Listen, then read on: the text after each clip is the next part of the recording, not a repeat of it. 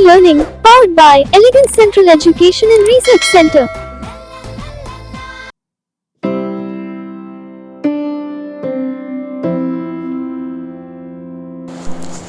Respected teachers and my dear friends, God has given man power and authority over all creatures in the world. Instead of using the nature, they started to exploit, just like the foolish man who killed the duck which laid golden eggs. Some greedy men tried to exploit and destroy the environment.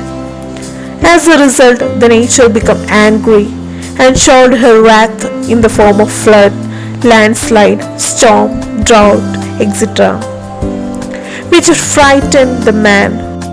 Through pollution, contagious diseases conquered man, and it killed lakhs of people. Dear friends, we shall love soil and let us start to plant the trees. Let us begin to love the environment and promise to protect it at any cost. Then there will be flowers and butterflies in the nature, birds to sing songs, and peacocks to dance. The climate also will be favorable to us. Thus, the life in the earth will be happy and joyful, as in heaven. Let us pledge today that we will protect the nature and environment for a better tomorrow. Thank you.